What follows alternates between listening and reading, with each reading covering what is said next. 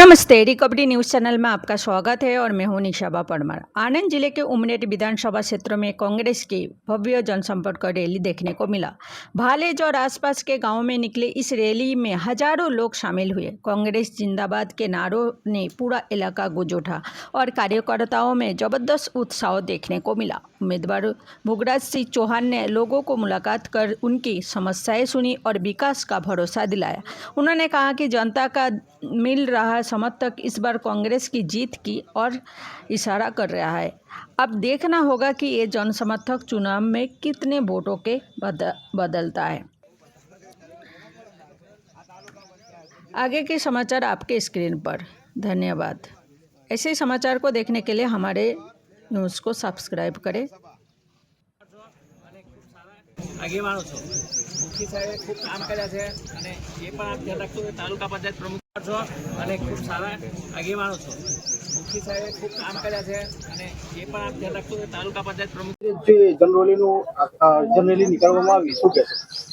આજે સિલી જિલ્લા પંચાયત ભાલેજ જિલ્લા પંચાયતની જે બેઠક છે એ બેઠકમાં અમારો જનસંપર્ક કાર્યક્રમ છે અને આજે અહીંયા જે ઇન્દિરાનગરી ભાલેજ ખાતે અમે સૌ આગેવાનો સાથે ઉપસ્થિત છીએ।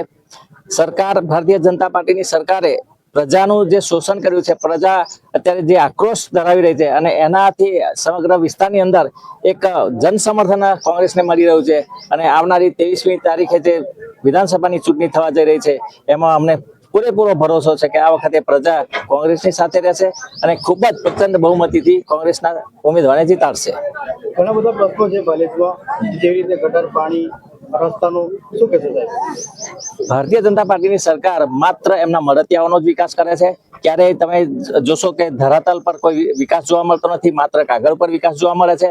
પ્રજા એટલી પરેશાન છે અને ખાસ કરીને માઇનોરિટીને ટાર્ગેટ કરીને આપણે જોયું છે કે એસઆઈઆરમાં પણ એમના મત રદ કરવાની પ્રક્રિયા કરી અને વિકાસ કામોમાં પણ ભેદભાવ રાખે છે કે એમના જે વિસ્તારના એમના મળતિયાઓ હોય એમના કામો કરવા અને કામોમાં પણ ભ્રષ્ટાચાર કચ્છી કરી અને ભ્રષ્ટાચાર કરે છે। ત્યારે આવનારી ચૂંટણીઓમાં એને 100% જવાબ મળવાનો છે। 23મી તારીખે આપ જોઈ રહેશો કે પૂરેપૂરું પ્રચંડ જન સમર્થન મળી રહ્યું છે કોંગ્રેસને અને 23મી તારીખે ભારે મતદાન કરીને સરકારને ભારતીય જનતા પાર્ટીની સરકારને બતાવશે કે એસઆઈ દ્વારા તમે અમારો મત રદ કરવા પ્રયત્ન કરતા હતા, પરંતુ લોકશાહી શું છે એ પાઠ બનાવવા માટે 23મી તારીખે જંગી મતદાન કરશે। આપના તરફથી જનતાને શું સંદેશ આપો? જનતાને હું એ જ સંદેશ આપવા માંગુ છું કે 23મી તારીખે ભારે બહુમતીથી મતદાન કરે અને સાચા અર્થમાં લોકશાહીનું જે પર્વ છે એ સાચા અર્થમાં પર્વ ઉજવે અને આવનારી ત્યાં અમારી ઉમેદવાર જીતશે અને 2027માં નિશ્ચિત રીતે ગુજરાતમાં કોંગ્રેસની સરકાર બનશે।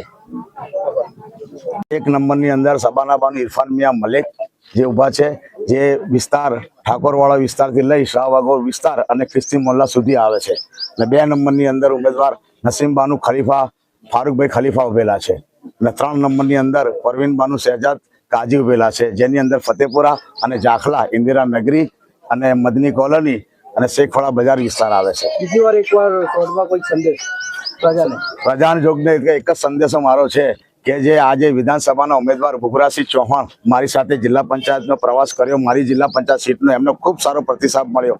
એને મળવાનું કારણ એક જ હતું કે જે ઉમેદવારો એવા ચૂંટીને એ લોકોએ મૂકેલા હતા કે જેમણે તેમના તમામ પ્રશ્નોનો નિકાલ કરેલો છે, જેવા કે કોઈ પણ જેવા પ્રશ્નો ગ્રાન્ટોના પ્રશ્નો બાજુ પર મૂકી દઈ અને તાલુકા પંચાયત, મામલતદાર કચેરી હોય, પોલીસ સ્ટેશન હોય, કલેક્ટર ઓફિસ હોય, જ્યાં પ્રજાને તકલીફ પડતી હોય ત્યાં અમે ખડે પગે ઊભા રહીએ છીએ।